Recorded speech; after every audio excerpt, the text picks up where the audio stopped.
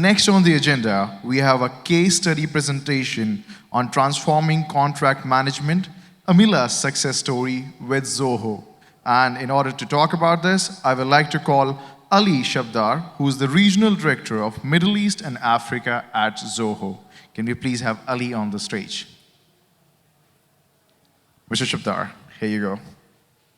Yeah, great. Good afternoon. Let's get to it. So, I'm going to share with you today a case study we had with one of our customers called Emiza. And let's say, who are we, who are they, and what are we doing here? Anybody familiar with the name Zoho? Raise your hands. Not bad. All right, cool, very good. We'll get to it in a moment, yeah. So we have, in the past 26 years, started from zero and ended up being one of the leading technology companies in the world. We are present in almost all of the countries in the world, grew from 3 to 5 people to a team of 12,000, building a lot of software, focused on, sorry, if you don't mind disconnecting this microphone. Thank you. 55 applications. We are focused on cloud computing, software as a service. And we help businesses to run their entire business in the cloud. This is our entire platform. What started 25 years ago, focusing on the core business needs in terms of sales, marketing, business automation, productivity, office, all of that. And it built an entire ecosystem of software that helps more than 500,000 companies around the world. Today we have more than 90 million users. UAE is our top country in the region. I'm sure if anybody's coming from India, Zoho is a familiar name, is becoming a household name in both public and private sector. Recently, we started dabbling on certain and specific areas, like the legal spectrum. The legal space, in our opinion, in our experience, based on our experience with those 500,000 companies and also listening to everybody else, is in dire need of digital transformation. And I'm sure today, probably previously, some of the discussion were focused on this, and the next 2 days we'll also have the focus. Why did we build yet another piece of software? We already have 50 plus apps. Why do we focus on that particular area? This is by design, by the way. The moving of chair while I'm presenting. So, on average, every business, based on what we gathered, they are using around 8 software applications, be it on the cloud or offline, to manage their contracts. It's a lot of apps for doing one job for one function. A function that needs a lot of focus, it's actually an expensive function to have for any organization, and is already very busy with a backlog of requests coming from people like me in the front line of business, always nagging at our legal department, being completely ignorant about how much work they have to do. So average of 8 applications is used by these teams. And almost everyone in legal departments, people that we speak to actually, they say they feel they have become a bottleneck in the process. It's not a good feeling, and I'm sure there's going to be a lot of, tension, I would say, internally and externally when we are dealing with legal departments. What could be the burning platform for a legal function to adopt newer technology? These are some of the issues we are dealing with on a daily basis within those divisions and functions. The sales models are changing. Different types of contracts, different types of service level agreements. It's becoming more and more complex. So in turn, managing those contracts becomes more complex. The supply chain as a whole, going through this global village of connections and interactions, is becoming more complex. You have cultural aspects, you have legal, geographical, geopolitical aspects that come into your contract. Regulations keep changing. If you live in UAE, you know that the laws and regulations keep getting updated very frequently compared to the West. We had VAT a few years ago. I'm sure it changed and modified and impacted a lot of contracts and agreements. corporate taxes around the corner. So I can imagine how many regulations are changing and how many contracts have to change around that. This creates risks as a whole for the company and the department. There are a lot of unknowns. As Donald Rumsfeld used to say, there are a lot of unknown unknowns in those areas. And also trends of consolidation, when you are two companies or three companies coming together trying to sign an MOU, a simple understanding when we sign, which we do, by the way, as Zoho on a regular basis. How do we know what the other party is up to? Do they have open cases? Do they have financial obligations we don't want to be a part of? Do they have, I don't know, PR scandal? What is going on the other side? So this adds to the whole risk.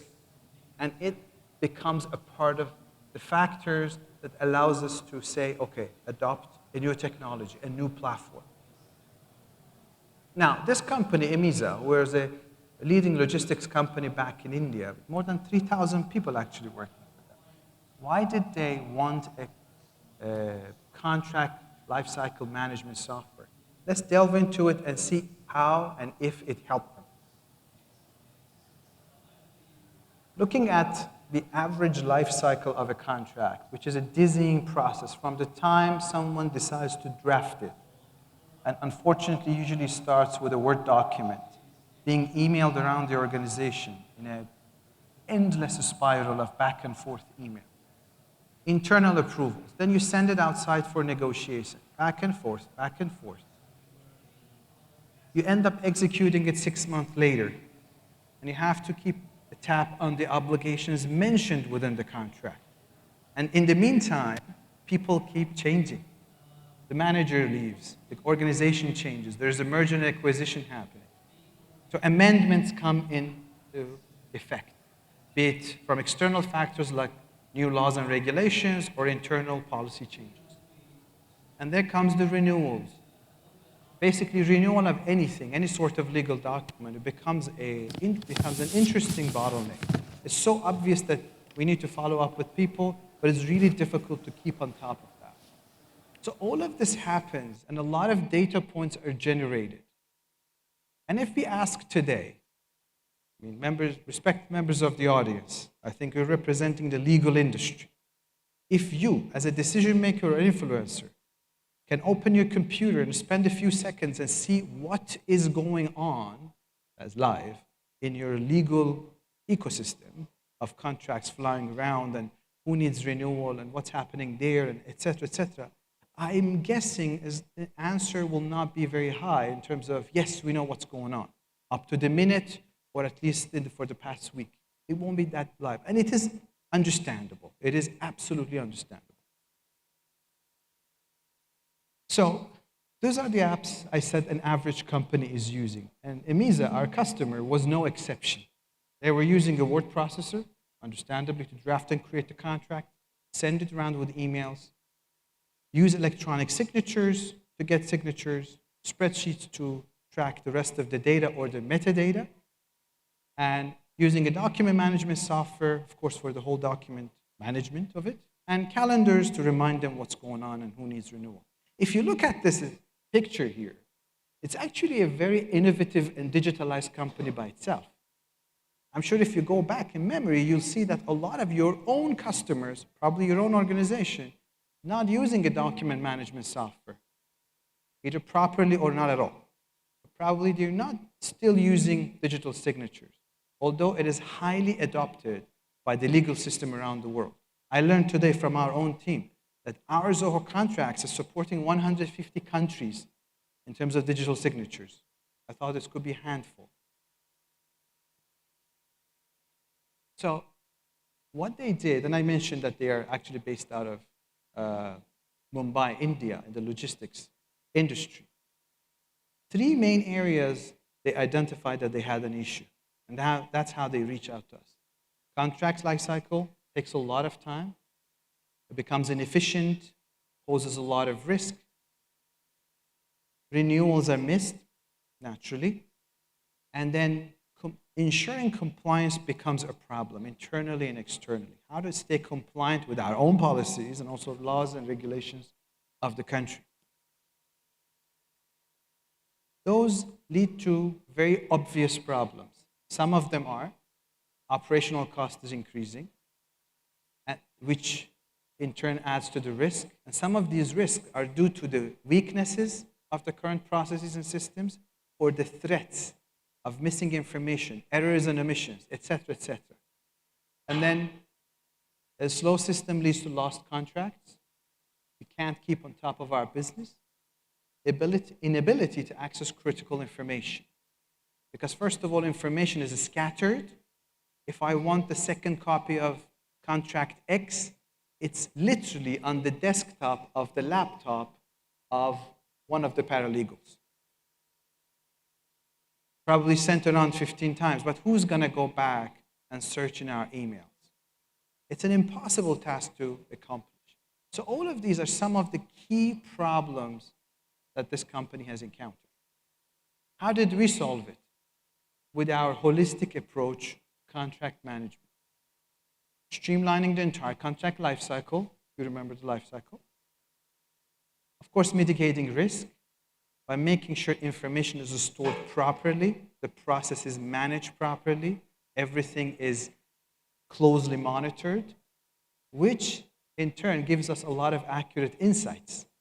Once you manage your information properly and you know what to store where and what kind of metadata to store, good quality data in, a lot of good insights out.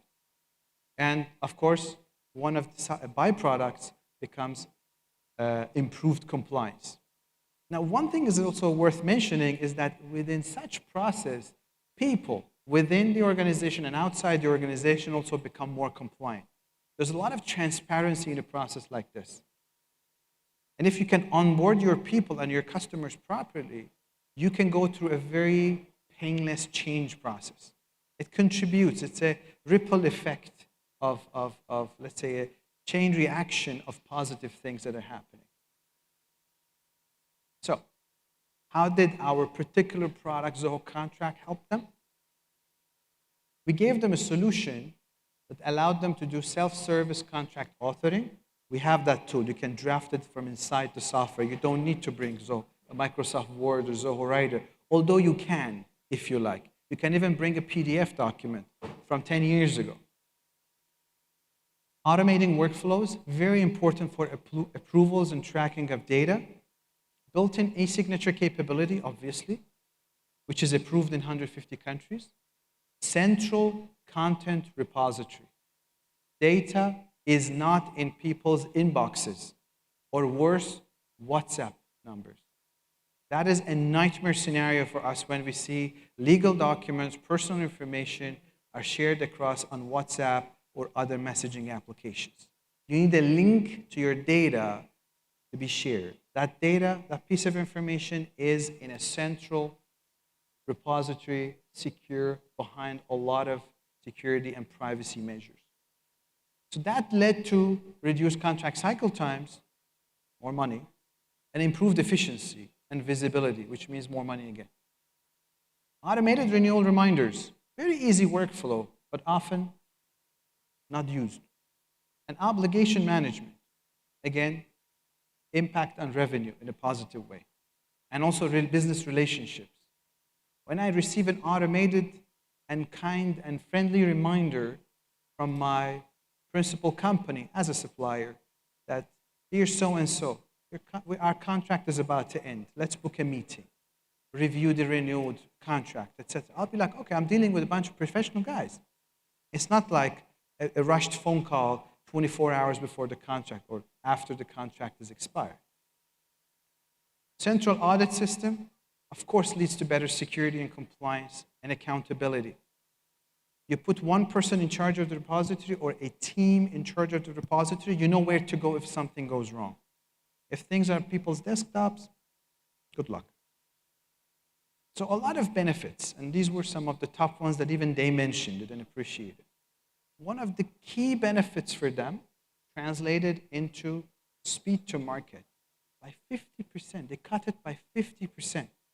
And if you look at a company that is in logistics, it's international, has more than 3,000 people working for them, you can imagine how much money they have saved and how much headache they did not have. Ending with this, a method to our madness. I don't think you will find any technology company who has this many number of applications, because the aim is very simple for us. Build one platform for people to use whatever they choose to. Of course, your company has a sales department. Even if it is a law firm, you're still selling something. You manage your customer lifecycle in the CRM. And you're signing contracts with every single one of these guys, hopefully, at least sending proposals. Hopefully, most of them will renew with you. The next back to Zoho contract. You want to do customer service, customer excellence. Use Zoho Desk. There's a connection there. And we keep adding these integrations internally and also externally. Not everybody's using Zoho CRM. Somebody might be using Salesforce or some other system. Integration is either there out of the box or is very easy to integrate.